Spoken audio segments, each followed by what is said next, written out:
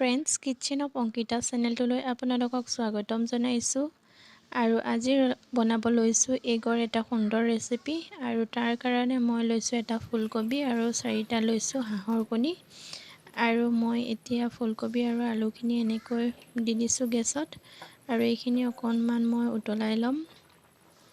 মই এইখিনি ভালকৈ সিজিবলৈ দিয়া নাই, জাষ্ট অকণ গৰম কৰি উতলাই লৈছোঁ আৰু এইখিনি এতিয়া মই পানীৰ পৰা এনেদৰে উঠাই লৈছোঁ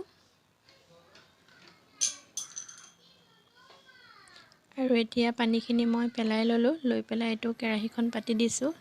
ইয়াতে দিছোঁ অকণ সৰিয়হ তেল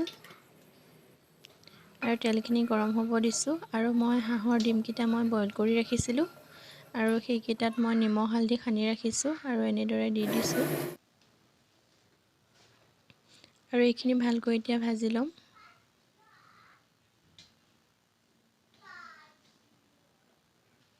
আৰু এইখিনি এনেদৰে মই ভাজি লৈছোঁ ভালকৈ আৰু এইখিনি ফ্ৰাই কৰা হৈ গৈছে। এইখিনি মই এতিয়া উঠাই লৈছোঁ আৰু মই এতিয়া প্ৰায় 3 খিলামান এইখিনি তেলতে তেজপাত দি দিছোঁ আৰু 2টা পিঁয়াজ কাটি ৰাখিছিলোঁ, পিঁয়াজ 2টা ইয়াতে এনেদৰে দি দিছোঁ আৰু পিঁয়াজকেইটা অকণমান ৰঙচুৱা হোৱালৈকে ভাজি ল'ম আৰু ইয়াতে মই কাটি ৰখা 2টা বিলাহী দি দিছোঁ আৰু বিলাহীকেইটা মই অকণমান এনেদৰে লৰাই ভাজি ল'ম আৰু এই বিলাহী সিজি গৈছে আৰু ইয়াতে মই আদা নহৰু আৰু জিৰা বটা 2 চামুচ দিছোঁ। এইখিনি লৰাই এনেদৰে ভালকৈ ভাজি ল'ম আৰু ইয়াতে দিছোঁ জোখমতে হালধি আৰু নিমখ আৰু মই সিজাই ৰখা ফুলকবি আৰু আলুখিনি দি দিছোঁ। আলু আৰু ফুলকবিখিনি মই ভালকৈ সিজোৱা নাই, অকণমান গৰম পানী দি খালি উতলাই দিছোঁ আৰু বেছিকৈ সিজালে এইখিনি ভাঙি যাব, গতিকে মই কমকৈ সিজাইছোঁ আৰু এনেদৰে এইখিনি এতিয়া পানীখিনি শুকোৱালৈকে ভাজি ল'ম আৰু ইয়াতে দিছোঁ মই মিট মছলা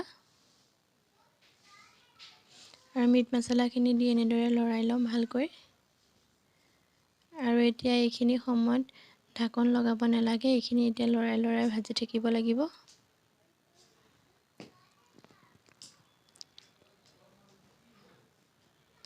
মছলাখিনি যাতে ভালকৈ ফুলকবি আৰু আলু লাগি ধৰে আৰু মই অকণমান দিছোঁ ইয়াত red chilli powder. Red chilli powder মই কম পৰিমাণে ব্যৱহাৰ কৰিছোঁ আৰু এইখিনি এনেদৰে লৰাই মই ভাজি ল'ম। ইয়াৰ পানী প্ৰায় এতিয়া শুকাই গৈছে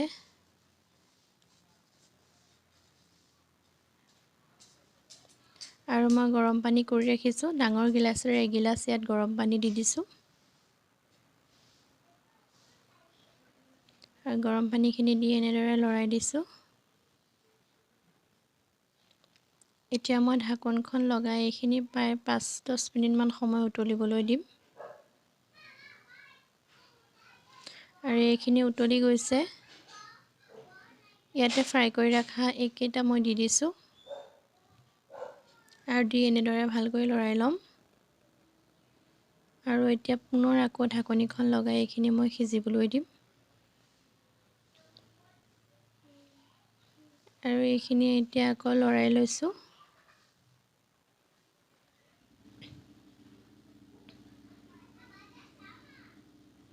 আকৌ এনেকৈ প্ৰায় 2-3 মিনিটমান ঢাকনি লগাই ৰাখিছোঁ আৰু এতিয়া ঢাকনিখন খুলি মই ইয়াতে এতিয়া লং, ইলাইচি, দালচেনি দি দিম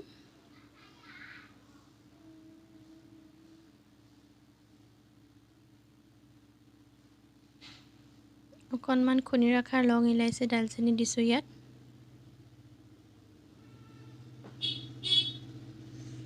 আৰু ঢাকনিখন লগাই দিলোঁ।